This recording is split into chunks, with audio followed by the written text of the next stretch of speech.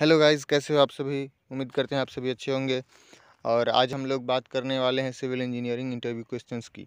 तो जब आप स्टार्ट करते हैं as a fresher civil engineer में, तो कौन कौन से क्वेश्चन पूछे जाते हैं, उनमें से मैं 20 क्वेश्चंस आज आपके लिए लेके आया हूं, जो बहुत ही महत्वपूर्ण होने वाले हैं। तो पूरे वीडियो को ज़रूर देखिएगा। और अगर आप चैनल पर नए हैं तो सब्सक्राइब कीजिए, लाइक कीजिए, कमेंट कीजिए और बताइए कि आपको ये वीडियो कैसा लगा। और लास्ट में मैंने एक क्वेश्चन भी डाला है जो आप लोगों को आंसर करना है, तो उसका आंसर आप बताइएगा कमेंट सेक्शन में, और इसका आंसर मैं भी अगले वीडियो में दूंगा।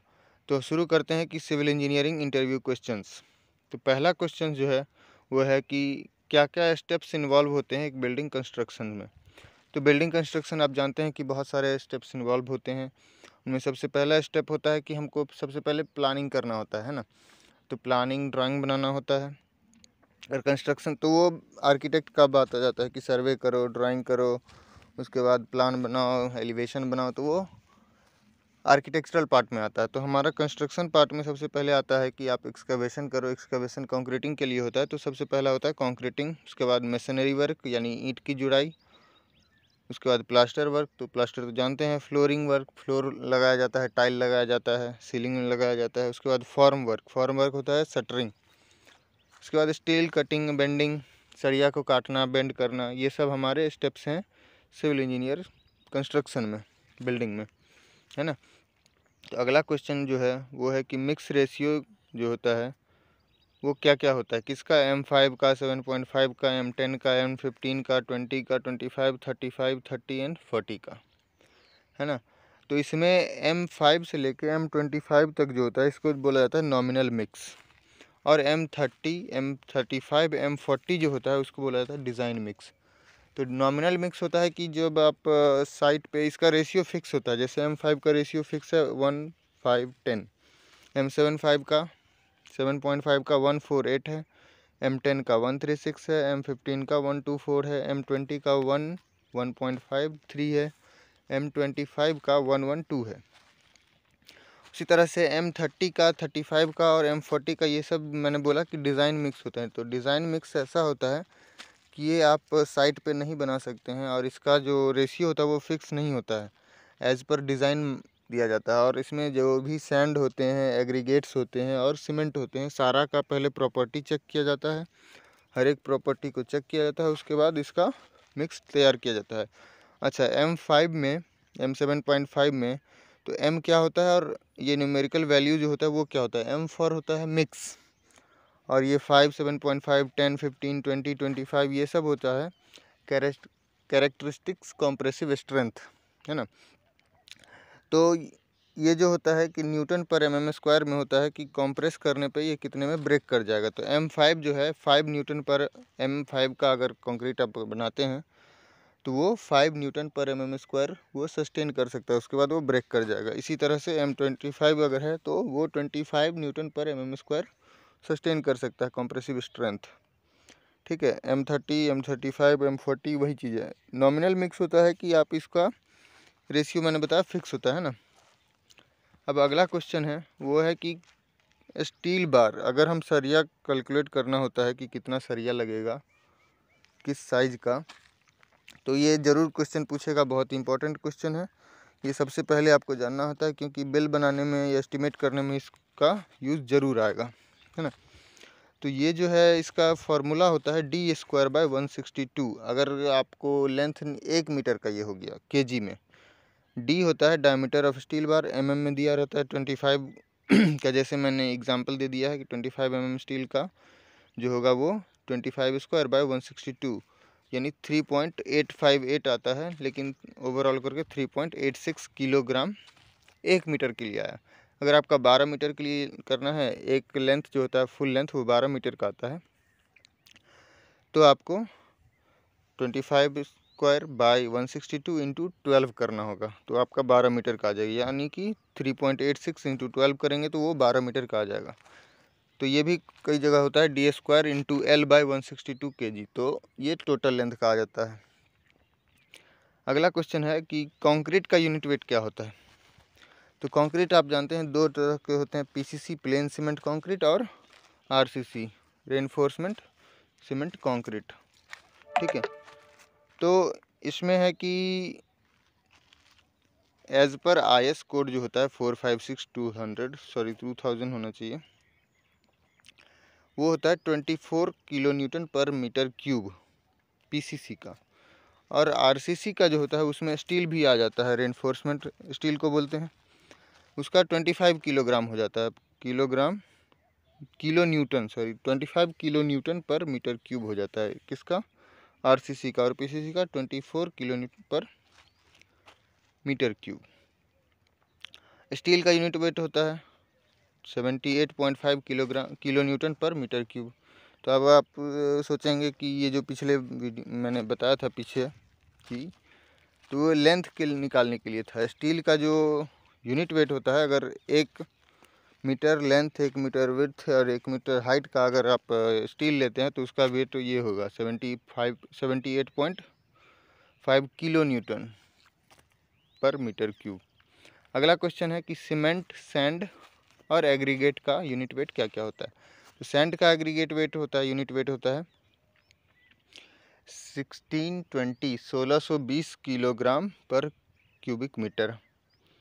उसी तरह से सीमेंट का होता है 1440 किलोग्राम पर क्यूबिक मीटर। एग्रीगेट का यानी गिट्टी का होता है 1550 किलोग्राम पर मीटर क्यूब। और ये घट बढ़ सकता है ना, पता है कि सीमेंट का तो ठीक है, लेकिन सैंड अगर गीला है तो बढ़ जाएगा, सूखा है तो, और उसका साइज पे भी होता है। सीमेंट का सैंड का यानी बालू का अगर साइज बड़ा बड़ा है तो उसका वेरिएशन होता है कभी कभी, है ना, लेकिन यूजुअली 1620 लिया जाता है। और एग्रीगेट में भी होता है कि आप कौन सा पहाड़ का है, कैसा है उसका, वो वेरी करता है, लेकिन यूजुअली कैलकुलेशन करने के लिए आप 1550 किलोग्राम पर मीटर क्यूब लीजिएगा। नहीं तो अगर आपका कोई सुपरवाइज़र है जिसको पता है कि इस एरिया का क्या लिया जाता है तो उस अनुसार से आप लीजिए। वन वे स्लैब और टू वे स्लैब में क्या अंतर होता है? वन वे स्लैब में होता है कि longer span by shorter span का रेशियो अगर 2 से ज़्यादा हो तो उसको वन वे स्लैब बोला जाता है। और टू वे स्लैब में longer span by shorter span का जो रेशियो होता है वो 2 या 2 से कम हो तो वो टू वे स्लैब बोला जाता है, यानी दोनों तरफ से आपका क्रैंक टूटेगा। फ्लैट स्लैब क्या होता है? फ्लैट स्लैब वो होता है जो कॉलम पे ही डायरेक्ट रेस्ट करते हैं, उसमें बीम नहीं दिया जाता है, ठीक है ना, उसको बोला जाता है फ्लैट स्लैब। और राइज और थ्रेड क्या होता है स्टेयरकेस में? राइज होता है, इसका हॉरिजॉन्टल होता है, यानी जिसपे हम लोग पैर रखते हैं उसको बोला जाता है राइज। 150 उल्टा लिखा हुआ, 150 mm से 200 mm होता है राइज। हाइट होता है, राइज माने हाइट। और थ्रेड होता है हॉरिजॉन्टल, जो जिस पे पैर रखते हैं वो 200 से 300 mm यानी 1 फुट तक चौड़ा हो सकता है। और हाइट जो होता है 6 इंची से 7 इंची ऐसा ही होता है, ठीक है ना, 150 से 200 mm। Slope of staircase क्या होता है? मतलब अगर आप स्टेयर केस कहीं कहीं देखेंगे एकदम खड़ा कर देता है, वो प्राइवेट बिल्डिंग में होता है, अपना कोई घर बना रहा होता है, मिस्त्री नया है तो वो क्या कर दिया, एकदम खड़ा कर दिया। तो स्लोप जो होना चाहिए 25 से 40 डिग्री के बीच ही होना चाहिए, ज़्यादा नहीं होना चाहिए उससे, है ना, एज पर IS 456-2000। सेग्रीगेशन क्या होता है? सेग्रीगेशन होता है कि सीमेंट और सैंड अगर गिट्टी से अलग हो जाता है ना, कभी कभी सीमेंट अलग हो जाता है, गिट्टी इतना बड़ा बड़ा है कि वो अलग हो गया, उसको सेग्रीगेशन बोलते हैं। और ये होता है कि वाटर सीमेंट रेशियो और की वजह से ये निकल जाता है। और कभी कभी होता है कि आप 5 फीट यानी 1.5 मीटर से ज़्यादा के हाइट से अगर आप कंक्रीट को फेंकते हैं, गिराते हैं नीचे, तो आपका वो चीज़ होता है कि गिट्टी अलग हो जाएगा और सीमेंट सैंड अलग हो जाएगा। कैसे सीमेंट का क्वालिटी अगर हम चेक करना हो तो कैसे चेक करेंगे साइट पर? तो सबसे पहले देखना होता है कि मैन्युफैक्चरिंग डेट आप चेक करिए कितना पुराना है ना। जैसे जैसे आप सीमेंट का एज बढ़ते जाएगा उसका क्वालिटी घटते जाएगा, उसका स्ट्रेंथ घटते जाएगा। और 3 से 5 महीना के अंदर आप यूज़ कर लीजिए मैक्सिमम, उससे ज़्यादा नहीं रखना चाहिए, है ना, क्योंकि आप कितना भी सेफ़ जगह में रखें हैं उसका एयर से कांटेक्ट में आएगा, उसका ऑक्सीजन लेके वो धीरे धीरे उसका क्वालिटी स्ट्रेंथ कम होते जाएगा। कलर देखिए, कलर ग्रे होना चाहिए, उसमें हल्का हल्का ग्रीनिश शेड होना चाहिए, यूनिफॉर्म होना चाहिए, है ना। फ्लोट टेस्ट, अगर आप एक चुटकी सिंदूर नहीं, एक चुटकी सीमेंट लेके आप क्या करिए, उसको पानी में छोड़ दीजिए, तो देखिएगा एकदम परत बन जाएगा ऊपर में एक, है ना। तो वो परत आपको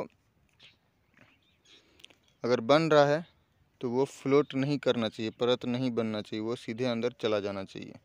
वार्मनेस, जब हाथ अगर एकदम हाथ घुसाइए बैग में तो वो एकदम ठंडा ठंडा लगना चाहिए, गर्मी नहीं लगना चाहिए उसमें। अगर गर्मी लग रहा है तो मतलब आपका रिएक्शन हो रहा है, तो गर्मी नहीं लगना चाहिए, एकदम ठंडा होना चाहिए। इनिशियल और फाइनल सेटिंग टाइम क्या होता है कंक्रीट का, तो इनिशियल सेटिंग टाइम 30 मिनट होता है, यानी 30 मिनट के अंदर आपको काम ख़त्म कर देना है, उसको जमा देना है। और फाइनल सेटिंग टाइम 10 आवर के बाद एकदम ठोस बन जाता है। स्टीरअप्स का क्या काम होता है कॉलम में, तो स्टीरअप जो दिया जाता है उसको रिंग भी बोलते हैं हम लोग। रिंग जो दिया जाता है वो लेटरल मूवमेंट को कंट्रोल करता है, लेटरल डिफॉर्मेशन को कंट्रोल करता है, यानी शियर फोर्स को। और रिबार को पोजीशन में, यानी रिबार जो वर्टिकल जो ये जाए हुए रहते हैं स्टील, उसको हिलने नहीं देता इधर उधर, उसको पकड़ के रखता है।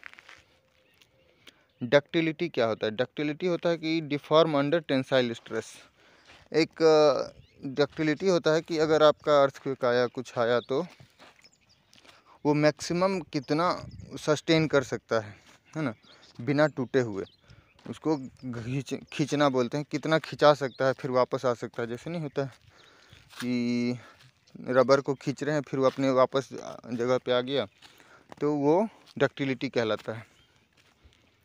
अगला है कि क्या डिफरेंस होता है बिल्डअप एरिया में और सुपर बिल्डअप एरिया में। तो बिल्डअप एरिया होता है कि आपका कारपेट एरिया, यानी आपका बिल्डिंग जितना बना हुआ है, घर जितना में है, घर का साइज है मान लीजिए 10 बाई 12, तो 10 बाई 12 प्लस दीवार जो चारों तरफ से लगा है उसका जोड़ के उसको बोला जाता है बिल्डअप एरिया। ये 10% कारपेट एरिया से ज़्यादा होता है।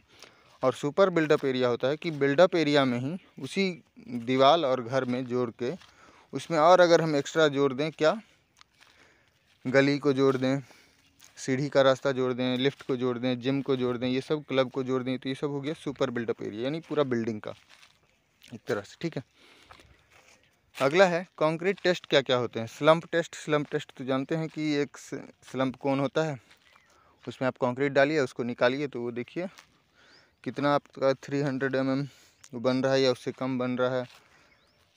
तो हाई स्लम्प होता है, लो स्लम्प होता है।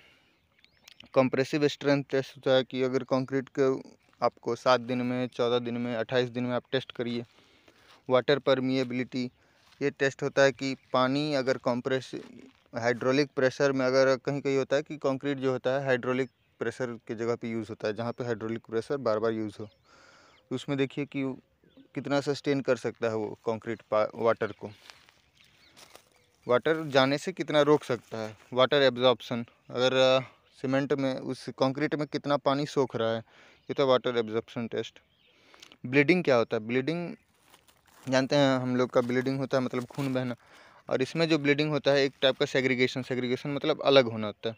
जब सीमेंट कंक्रीट में से पानी जो होता है, कभी कभी पानी अगर आप ज़्यादा मिला दिए तो वो पानी थोड़ा देर में ऊपर आ जाता है, तो उसको बोला जाता है ब्लीडिंग।